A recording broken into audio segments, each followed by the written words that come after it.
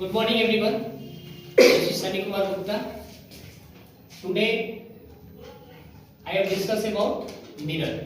आज हम लोग क्लास 10th का जो पढ़ रहे थे, क्लास 10th का जो फिजिक्स पढ़ रहे हैं हम, फिजिक्स का ये पार्ट 7 है और इसमें पढ़ेंगे। आज का हमारा टॉपिक होगा दर्पण। दर्पण किसे कहते हैं? तो सबसे पहला टॉपिक है हमारा क्या? दर्पण। यानी कि दर्पण क्या होता है?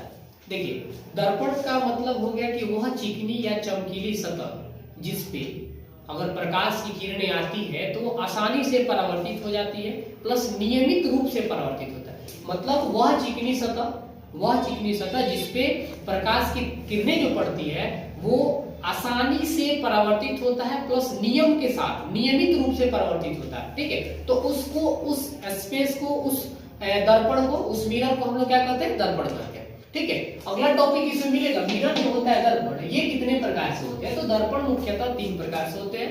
फर्स्ट वाला होता है गोलीय, समतल और परवलयिक दर्पण। तो पहला पूछेगा कि गोलीय दर्पण क्या होता है।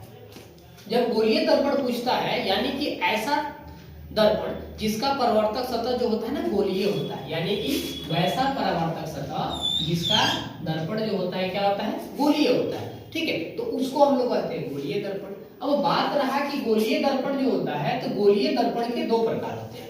पहला अवतल होता है, दूसरा उत्तल होता है। यानी कि अवतल दर्पण और उत्तल दर्पण। तो इसमें पढ़ना है कि हमें अवतल दर्पण किसे कहते हैं, उसके बाद पढ़ना है कि उत्तल दर्पण किसे कहते हैं। ठीक है, अब देखिए यहाँ पे आपको एक फिगर बना हुआ है। ठीक है, एक यहाँ भी आपको फिगर है, तो एक अवतल दिखाता है, एक उत्तल दिखाता है। आपको आसान में देखिएगा, ये आपको जैसे ये हो गया। ठीक है, ये जो होता है बंद है, ये गोलीय दर्पण होता है। ये क्या होता है? गोलीय दर्पण। जब ये गोलीय दर्पण हो गया, हम इसका परावर्तक सतह गोल देख रहे हैं, लेकिन हम इसको 2 टुकड़ा में बांटते हैं इसको। तो जब 2 टुकड़ा में बांटते हैं तो एक का परावर्तक सतह अंदर और एक का परावर्तक सतह बाहर है। यानी कि आसान भाषा में अगर याद करना हो तो समझिएगा, गोलीय दर्पण को 2 टुकड़ा में काटिए और इसका एक परावर्तक सतह धंसा हुआ और एक का परावर्तक सतह उठा हुआ। ठीक है, तो यानी उत्तल का जो परावर्तक सतह होता है वो उभरा हुआ रहता है या उठा हुआ, और अवतल का जो परावर्तक सतह होता है वो धंसा हुआ। हम इसे याद करेंगे, उत्तल उठल और अवतल धसल। यानी उत्तल का जो परावर्तक सतह होता है वो उठा हुआ और अवतल का परावर्तक सतह है वो धंसा हुआ होता है। अब इसी टॉपिक में आगे बढ़ते हैं। तो देखिए, ये जो परावर्तक सतह है इसका, देखिएगा यहाँ पे परावर्तक सतह ये हो गया इसका। ठीक है, यहाँ से प्रकाश की किरणें आएगा, यानी इसका परावर्तक सतह अंदर की तरफ है, ये इसका परावर्तक सतह धंसा हुआ है, तो ये अवतल दर्पण हो गया। लेकिन वही इसका परावर्तक सतह उठा हुआ, ये इधर से प्रकाश आएगा और इधर जाएगा। ठीक है, तो इसका केंद्र जो है इधर होगा सी, और इसका केंद्र, अर्थात इसका जो केंद्र होता है ना, वैसा दर्पण जिसका परावर्तक सतह अंदर की तरफ होता है वो अवतल होता है, लेकिन इसका परावर्तक सतह अर्थात इसको क्या बोलते हैं? केंद्र की तरफ होता है। ठीक है, तो ये जो उत्तल दर्पण का परावर्तक सतह होता है, ये इसका परावर्तक सतह उठा हुआ रहता है, यानी कि इधर से प्रकाश आता है और इधर को चला जाता है। ठीक है, यानी कि उत्तल का परावर्तक सतह उठा हुआ, उभरा हुआ, और अवतल का परावर्तक सतह धंसा हुआ होता है। ठीक है, नेक्स्ट टॉपिक आपको मिलता है समतल दर्पण किसे कहते हैं। समतल दर्पण का मतलब होता है कि वैसा दर्पण जिसका परावर्तक सतह समतल होता है, प्लेन सरफेस होता है, चिकनी और चमकीली सतह होता है। तो ये दर्पण जो होता है क्या कहलाता है?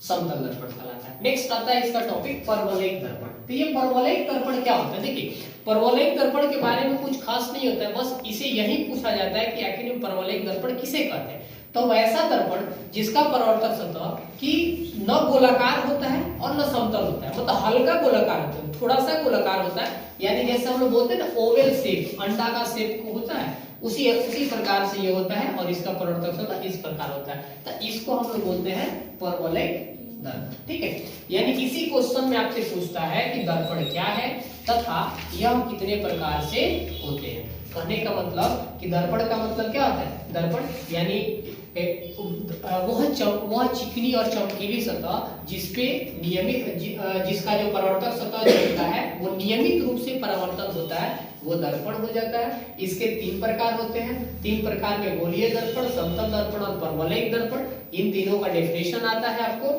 फिर उसके बाद पूछता है गोलीय दर्पण के 2 प्रकार होते हैं, तो एक होता है अवतल और दूसरा होता है उत्तल। यानी अवतल दर्पण का मतलब हो गया यहाँ पे वैसा दर्पण जिसका परावर्तक सतह अंदर की तरफ धंसा हुआ हो, अर्थात वो केंद्र की तरफ झुका हुआ हो, इसे हम लोग कहते हैं अवतल दर्पण। और इसी को अवतल दर्पण को हम अभिसारी दर्पण भी कहते हैं। नेक्स्ट पूछता है आपको उत्तल दर्पण। तो उत्तल दर्पण का परावर्तक सतह बाहर की तरफ उठा हुआ होता है और इस दर्पण को हम लोग अपसारी दर्पण भी कहते हैं। बाकी फिर पढ़ेंगे नेक्स्ट क्लास के नेक्स्ट वीडियो में। Thank you.